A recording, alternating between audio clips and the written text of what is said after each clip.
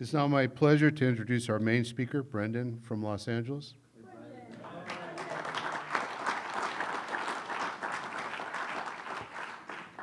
Hello. Brendan, alcoholic.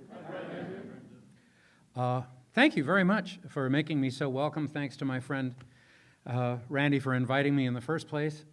It is always a tremendous honor and a complete surprise to get asked to speak. I'm always tickled when somebody wants what I have. But Randy and I, we met, I think, during World War II. We'd come out to California to get into motion pictures. We were young women at the time, and now look at us, you know. And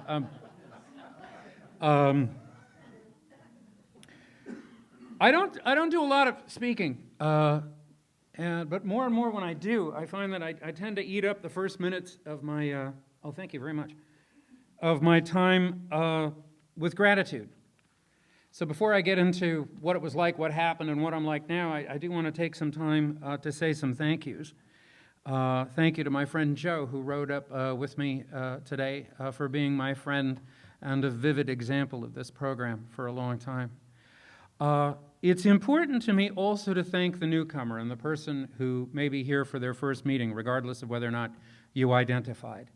Because whether you know it or not, you've already been of service. We don't know that you're new unless you tell us you're new.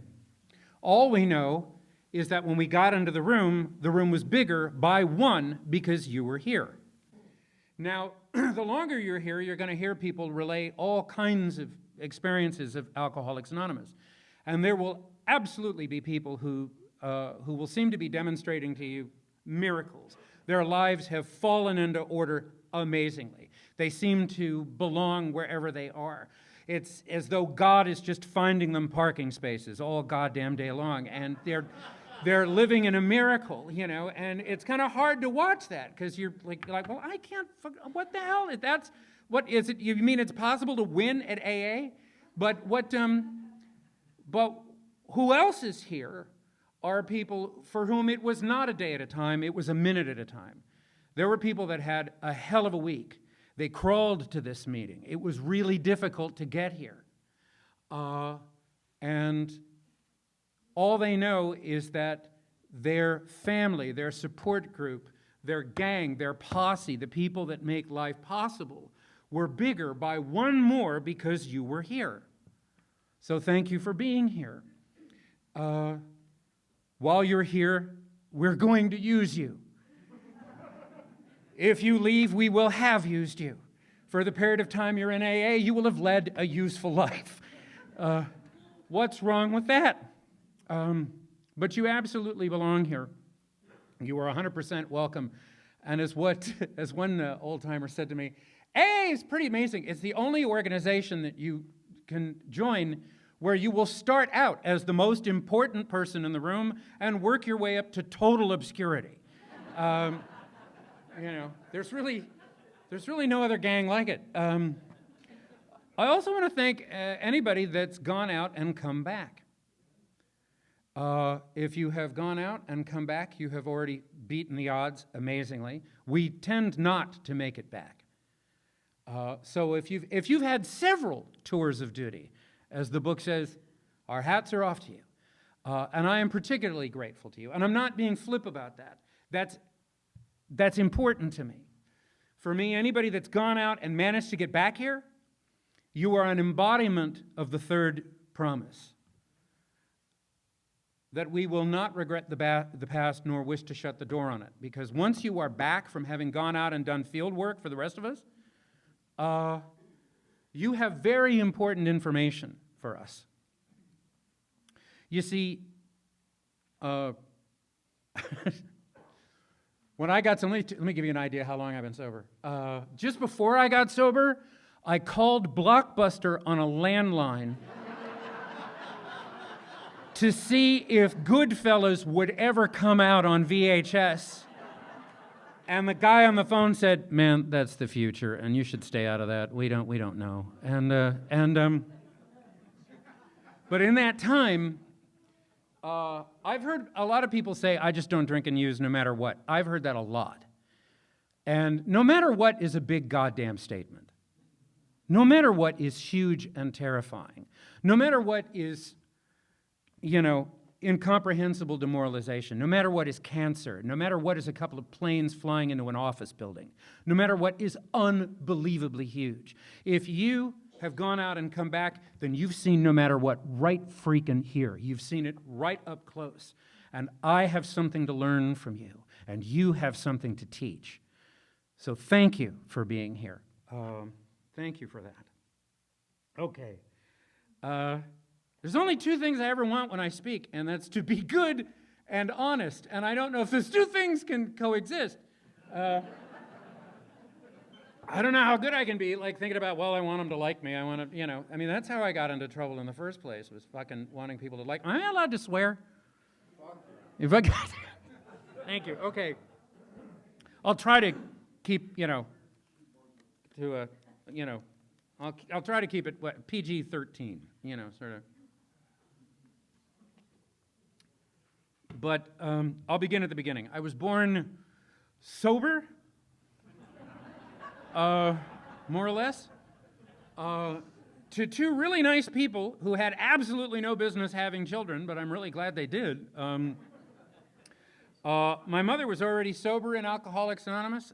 My father, though not an alcoholic, would easily qualify for any one of a number of 12-step programs. And I'm going to talk to you a little bit about my origins. I don't know if any of it has anything to do with why I'm an alcoholic.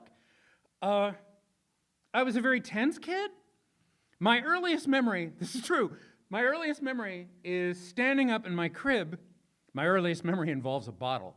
My sister comes in. I have a sister 10 years older, and there's this vivid memory of my sister coming in, testing the bottle on her palm to see if the milk was warm, and then handing me the bottle.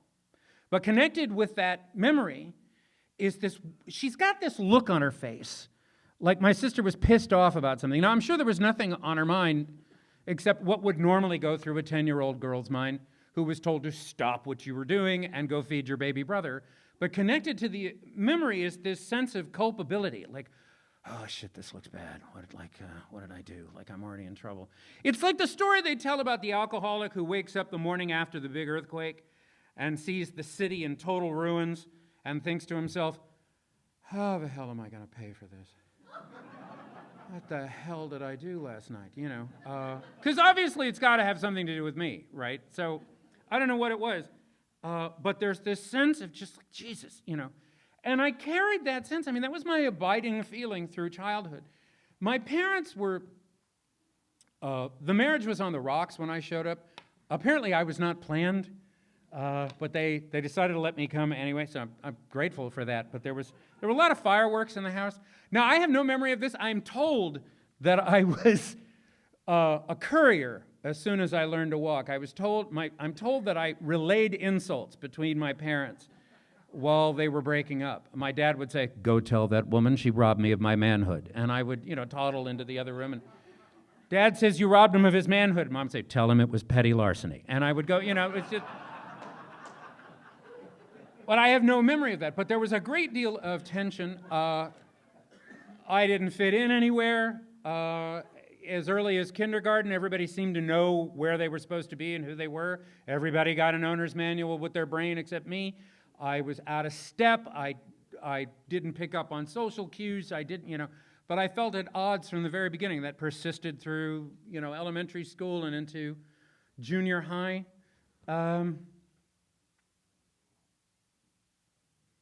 I started drinking right around 12 or 13.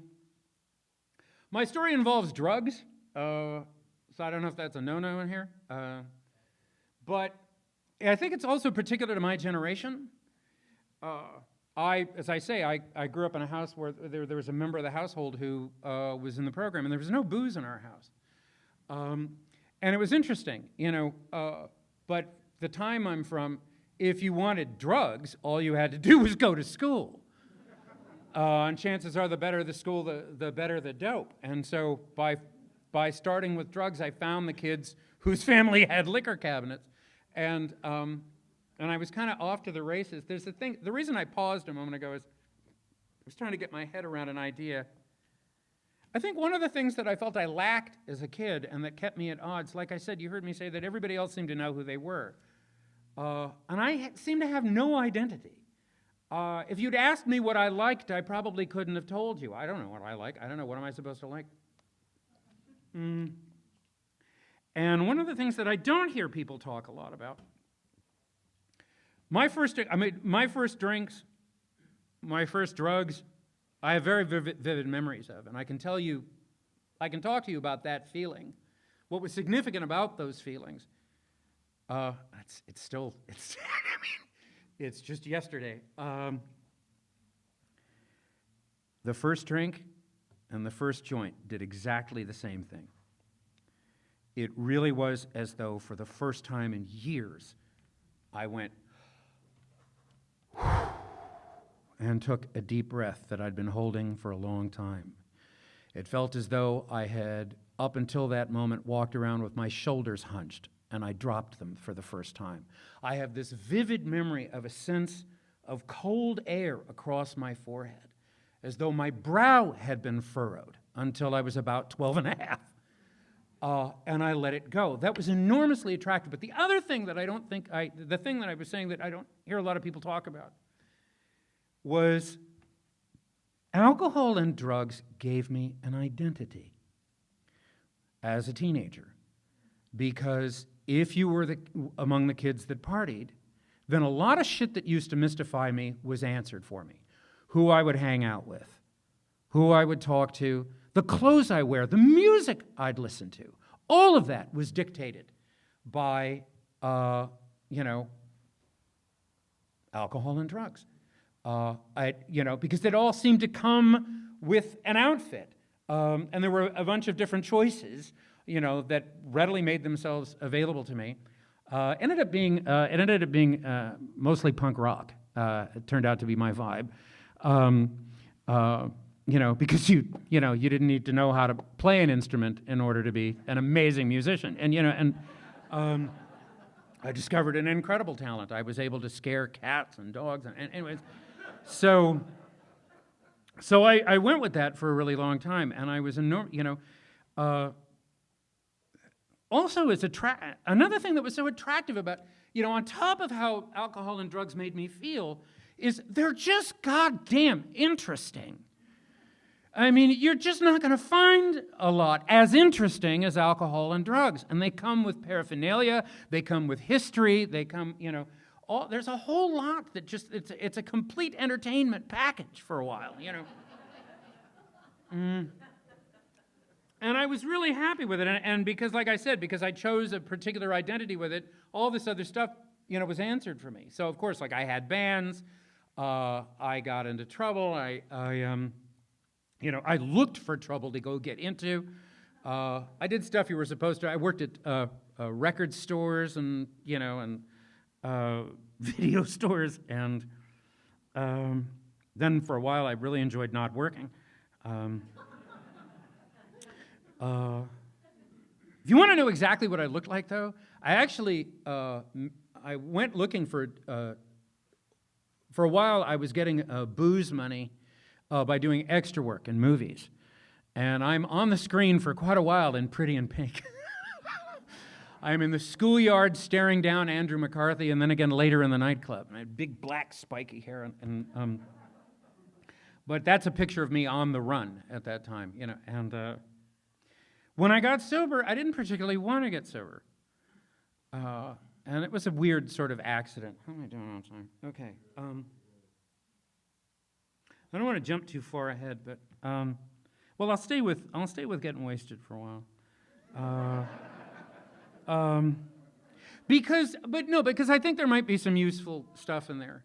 Maybe some points of identification. I think I wanted to be the loud, violent drunk who just burst into the room, and set fire to things, and I tried, but it was so much work. And I tended to like things that slowed me down, so I wasn't destined to be, a sort of go out with a bang drunk. I was much more the variety of drunk who just slowly vanishes. It was almost like something out of Harry Potter. It was as though every year the family pictures of me, I got fainter behind everybody else and was just slowly being erased. And I was fine with it. I decided who my heroes were, and they were all tragic artists, who died much too young. And I kind of was shooting for that. I thought, that's what you want, is you want people walking away from your grave going, if only he'd lived longer. And it's not a bad, epitaph. But I'd forgotten to have anything that I did. When I was a kid, I got a lot of encouragement for being very creative, and I seemed to have a knack for a lot of things. But as soon as they turned into work, I would stop doing them, My parents were actors, and I seemed to have an aptitude for acting. But as soon as I had to really learn the craft of acting, it got to be too much, and I'd back off. I liked drawing and painting. As soon as I had to really learn about those mediums, it was too much. Photography was great until I had to learn the math of light density and f-stops. Martial arts were fabulous until the third karate lesson. There was, and then it just got to be sort of too much. And another thing that started to happen less and less was that there seemed to be, the more wasted I got, the fewer deep breaths there seemed to be at the bottom of it anymore. That sense of ease, being able to relax, being able to be comfortable in my own body, was also vanishing along with the rest of my personality, and it was taking more booze to get anything to happen. And I ended up in an apartment in Sherman Oaks that I somehow was affording. I don't know really how I was doing that. And I had a girlfriend, and we'd been together for a few years. And I don't know that we were really in love, but we both desperately needed somebody to help us maintain the fortress, if you know what I mean. Did anybody have a fortress? Yeah, you know what I'm talking about. Yeah. And did you have this? Did you have a command center on the couch? You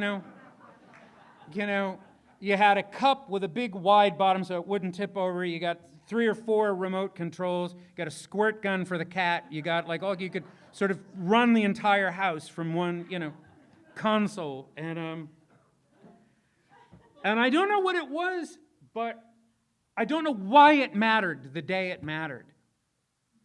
But on the day it mattered, I had this sense that I could not locate what it was that I'd hoped would be special about me, or what it was that would be the whole reason that anybody would be disappointed that I had died suddenly.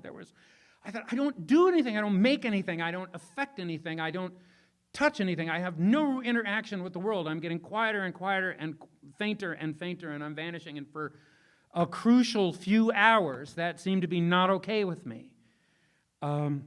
And I'll be honest with you, I got to be a real operator. I think many of the things that we describe as character defects start out as very useful survival tools when we're kids. Contempt prior to investigation starts out as a very useful tool. Being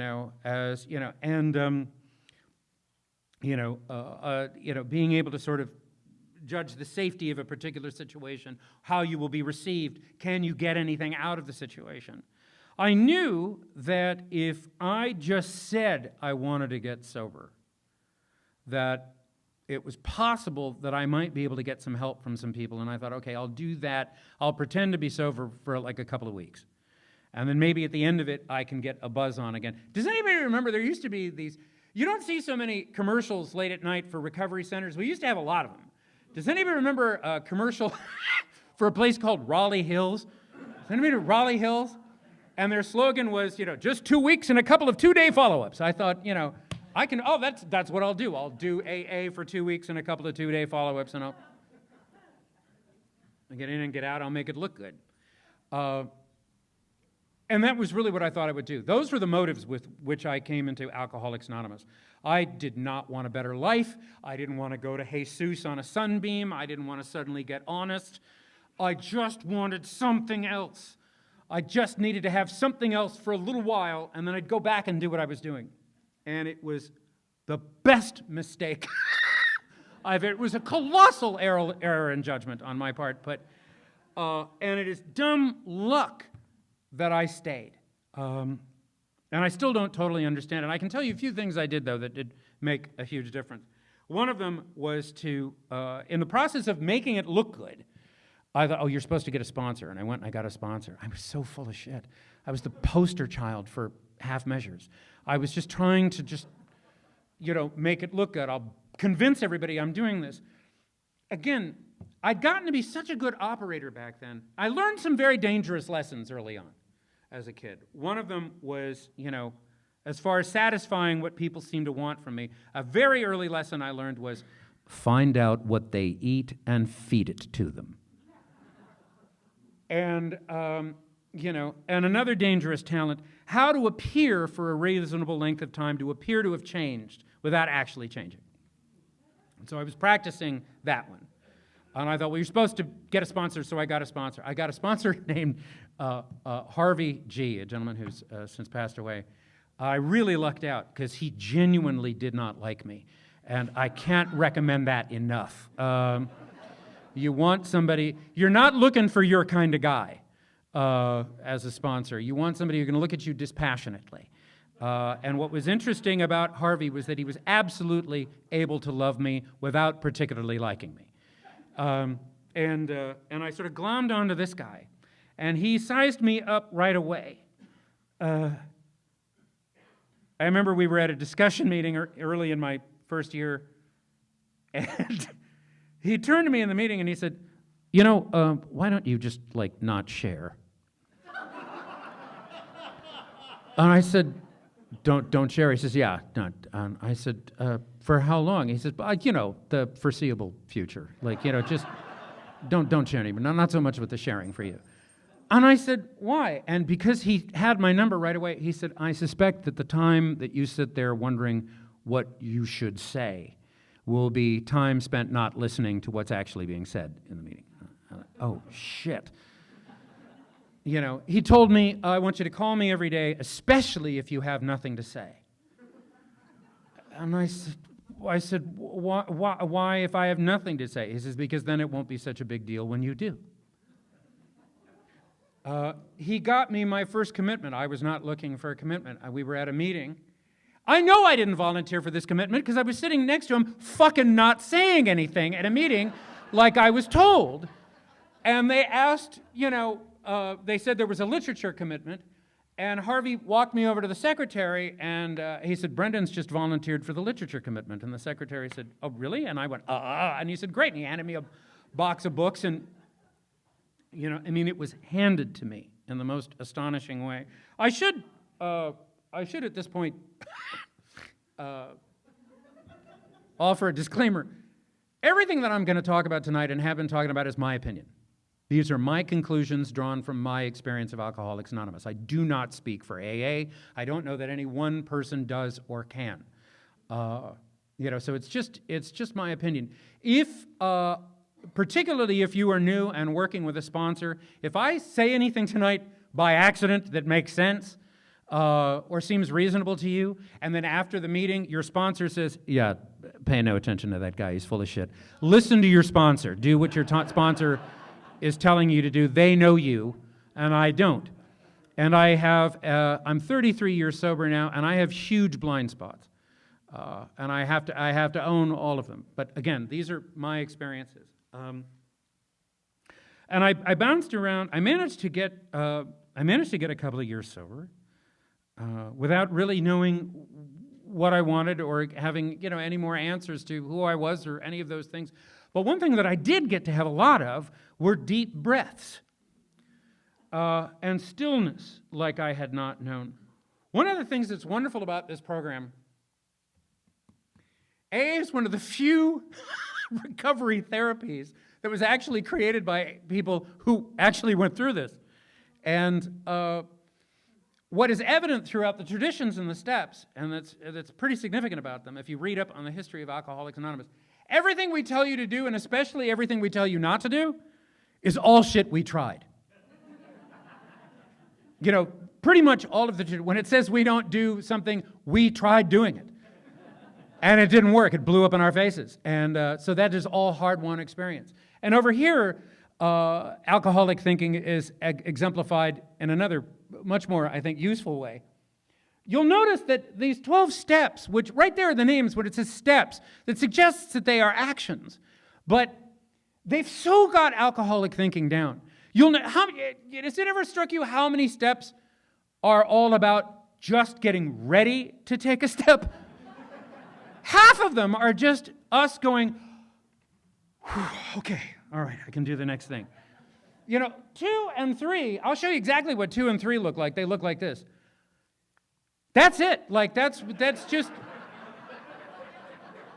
came to believe and made a decision don't really look like anything. It's just us going, all right, I think I can fucking do this. All right, I can, okay, and the next thing. And then just all made a big breath before we make the searching and fearless moral inventory, admit it to God, and then we're entirely ready. What the hell does that look like? Except somebody, all right, okay, and big deep breaths, lots and lots of purging, and then you get all the way to the 11, and the second half of 11, prayer is an action, but the second half, as Al S. used to say of the 11th step, is and meditation, which is just being still and in a moment. And that's one of the more terrifying aspects of life for the alcoholic. I'll say something about that in a minute.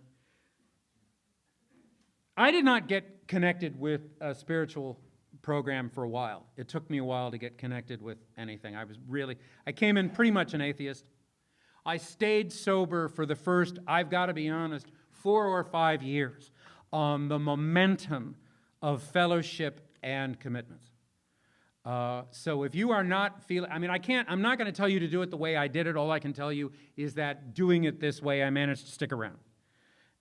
It took me a while to get connected with a higher power.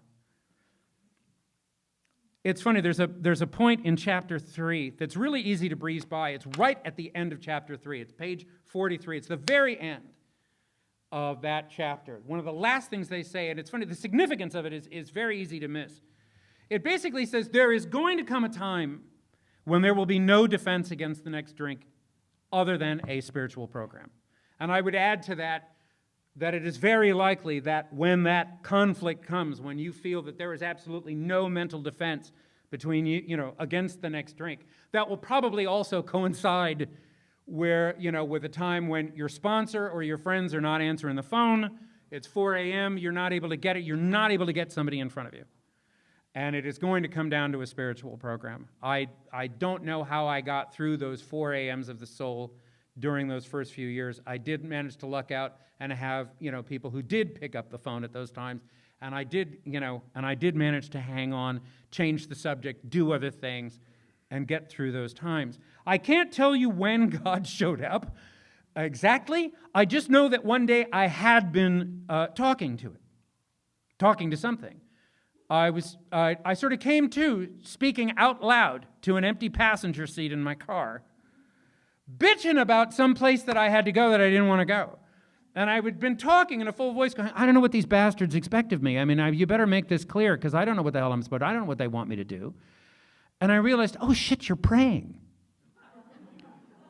Because I really did feel as though I sort of took it for granted that whatever I was talking to had the power to influence what was going to happen next.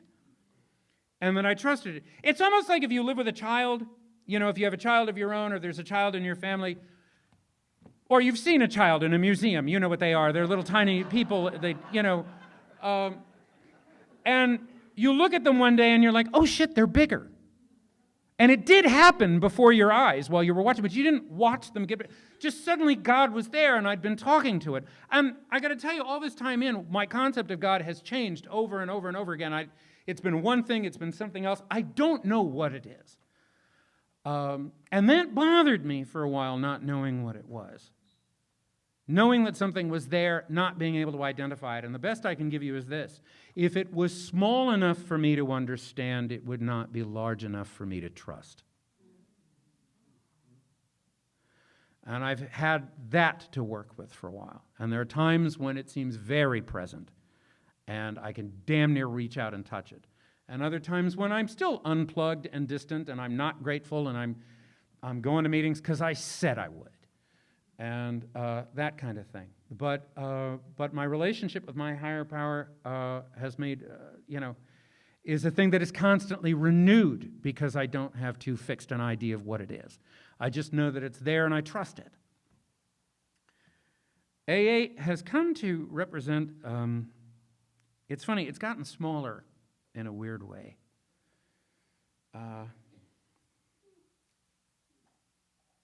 When I got sober, the obsession to drink and use was lifted. But obsessiveness didn't go anywhere. Like, it has only thrived. And I am absolutely able to just, hang out in the future and get all caught up in a bunch of shit that is not happening. And for that reason, my sponsor gave me a very, very short prayer. It's the shortest prayer I know. You probably already know this one, but hopefully it'll come in handy for somebody who hasn't heard it before. It goes like this. You ready? God, make it obvious.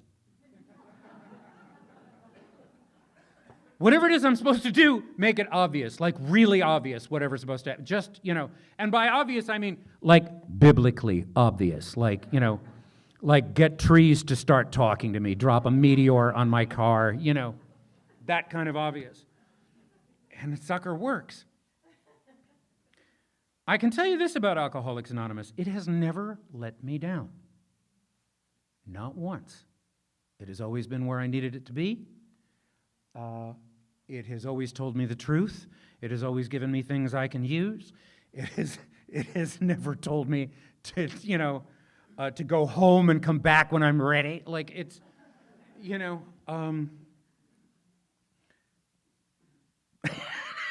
sorry, this is probably not useful at all. I had a flash just now on something that happened to me when I was a kid.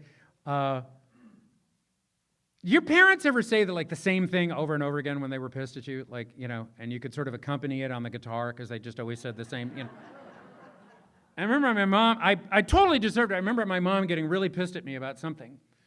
And I headed her off at the pass. She started to get angry, and I just started to say everything that she would say before she could say it. I remember, I was standing there with a mohawk, and I was saying, what is my problem? I just don't get it, do I? Maybe I should go to my room, and when I'm prepared to act like an adult, I can come back and join the rest of you. And she detonated right in front of me. I'd never seen her this angry. And, and between, taking shots at my face, she said, "You're grounded." I said, "I'd never been grounded before." I said, "How long?" She said, "Till the day you die." And I shouldn't be here this evening. So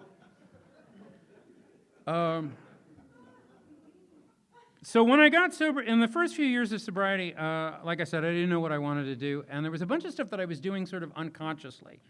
One thing that I was doing without really thinking about it was I would write things in a book. I would just write down, I think I might have told somebody that I was writing about my program. I was not writing about my program. I was just writing down shit that I saw. I was writing down, things I overheard, things that I noticed. I would put them in a notebook. And I was a high school dropout. I didn't finish high school. I didn't, I was not academically given. I was not given to writing things down. I don't know why I was doing it, but I was just doing it. I didn't read that much, but I would write things down and then I would save them, and I kept doing it and doing it and doing it. And just like my spiritual program, I was about 4 years sober when I suddenly looked up and I went, "Oh, you write things." Like, I do? I guess I do. I guess I write things. So I kept writing things. And then somebody said, those aren't half bad. You should send them to magazines and stuff. Like I said, I had no education. I didn't know what I was doing. I'd never taken English comp. I could barely spell. But I started, somebody said, "Well, there's spell check," and I sent things off to magazines every now and then, and they started getting in. And I thought, shit, maybe I'm a writer. I don't know. I get, they're buying me as a writer. Maybe I'm a writer. So I kept doing that for a while.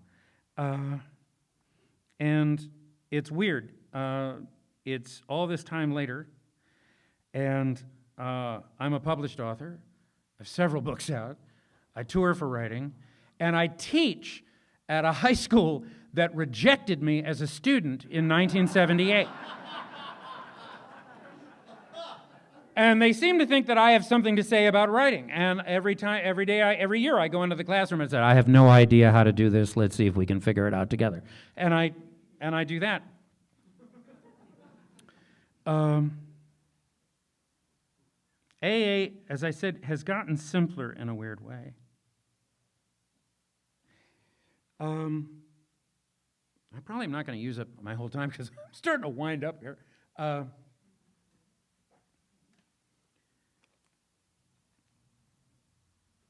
One of the reasons that, as I understand it, that people talk about the road getting narrower,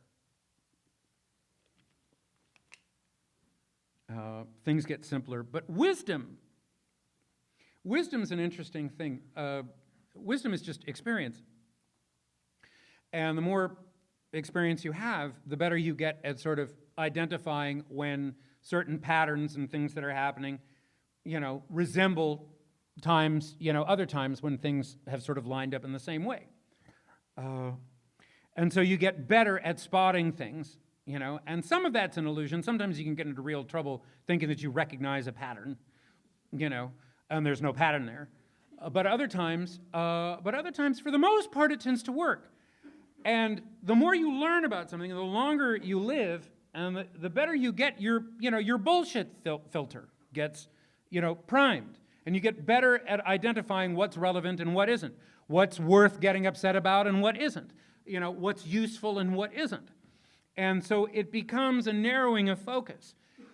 What's tricky about that, of course, is that if wisdom is a kind of focus, then it is also a reduction of input. And that's why terror and abject fear are the sudden widening of perception. Suddenly too much is possible.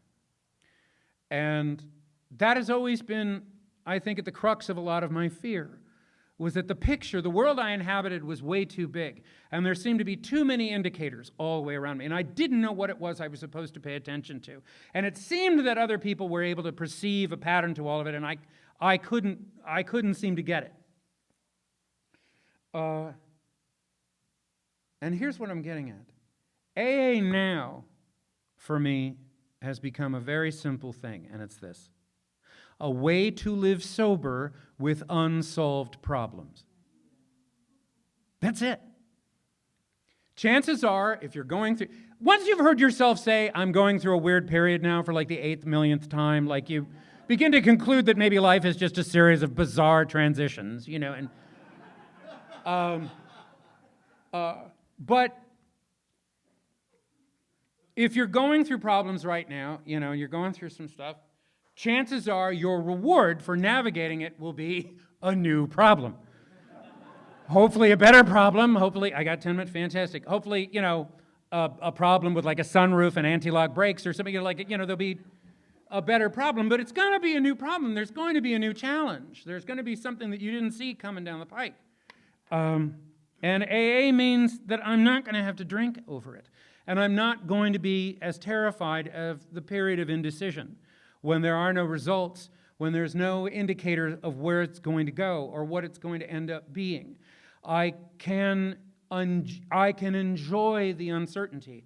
I can be there and see that as much that I can see the uncertainty in my inability to predict the future is actually a source of strength, which doesn't seem to make sense at first, but it really does tend to work. One thing is proved to me over and over and over again: whatever my worst case scenario is, it's never realized. And that, I remember a sponsor saying to me, he says, well, because that would require your being able to predict the future. And if you were able to do that, then you should be at fucking Santa Anita right now. And if you had a system for predicting the future, you should sell it to insurance companies. but you don't have anything like that, and so I sit still and I watch what happens, and I try not to, get in my own way. I try to do what's in front of me and not what's in front of you, which I used to mistake those two for a while. And I also have a sense of how much my alcoholism comes into play and my alcoholic thinking comes into play. It's amazing what people will blame on alcoholic thinking. Have you ever noticed that? There's, and that's why it's important, if you're new, to go to meetings and meet a lot of alcoholics and talk to them, because you can get a fair amount of disinformation. I swear to God, hearing somebody say, I don't know what got into me. I set fire to a house, and then, I couldn't help myself. I set fire to another one, and, one's too many and 1,000 isn't enough. But you know how we are. I was like, no, that's arson you're talking about. That's not alcoholism. That's, the pants are the same. They tend to, there tends to be no ass, but otherwise they're not, it's not the same thing. I'm going through some stuff right now. My mom's 94 and still sober. She got sober in 1962, right? So she's going to be 62 years sober in August.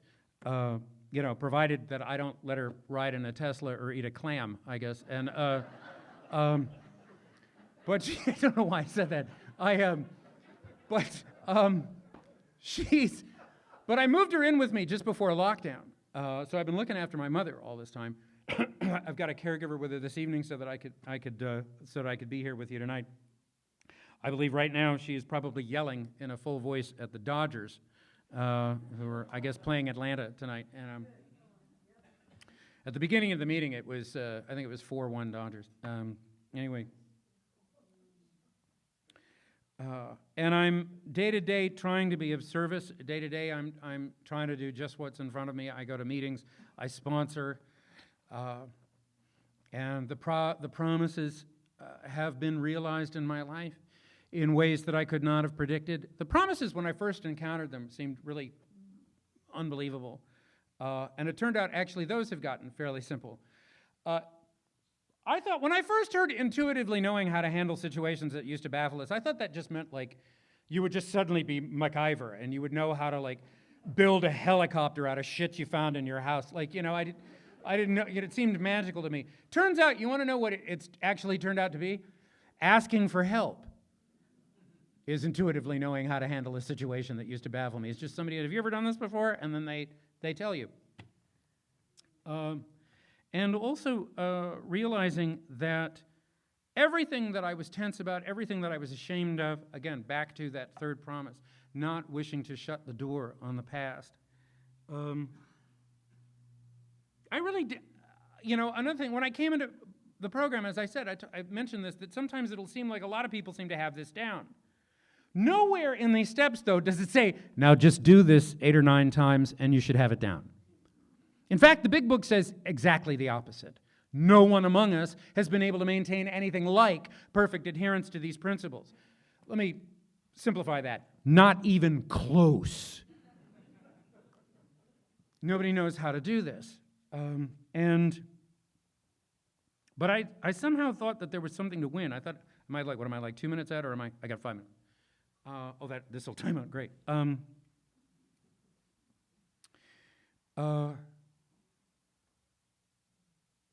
You don't get experience, strength, and hope without inexperience, weakness, and desperation. You just can't have one without the other. You got to go through one to get the other. If there's something you're carrying around that you are ashamed of, if there's something that's just boiling in your side that just seems to, that you sort of take as a given, well, that's why I'm never going to make this, and that's why I don't belong here. It's probably actually one of your big strengths in this program, because I guarantee you there is somebody else that's going through what you're going through. That must get really, that gets old fast. I do realize that when you're new and people are talking to you, like old timers are telling me, oh, we know all about you, boy, we know your story, we've got you figured out. And it's like, no, you don't friggin' know me. Well, I can tell you this. It's Saturday night. If this is your first meeting, we know you've had a hell of a week. Um, um, uh, but that's right. There's a lot of stuff that we don't. But I guarantee you, I can promise you a few things. One, if you stay with us, the pain that you are in, you will absolutely remember it. But the day will come when you are talking to somebody else about this time in your life, and you will be able to tell them what you went through, but you will not be able to recover the pain. You will not be able, it will have so thoroughly passed that it will all have transformed into very useful information in your ability to say, I have been there. The people that chose the words in our book, I'm astonished by. As I am a writer, there was a time early in sobriety where the language of the big book seemed really antiquated to me. Now I absolutely marvel at it. Cunning, baffling, and powerful is my current favorite.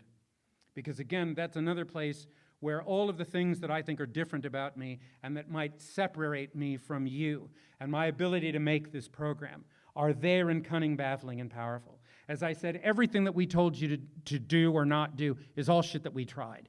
Likewise, this is all born of suffering and desperation and confusion.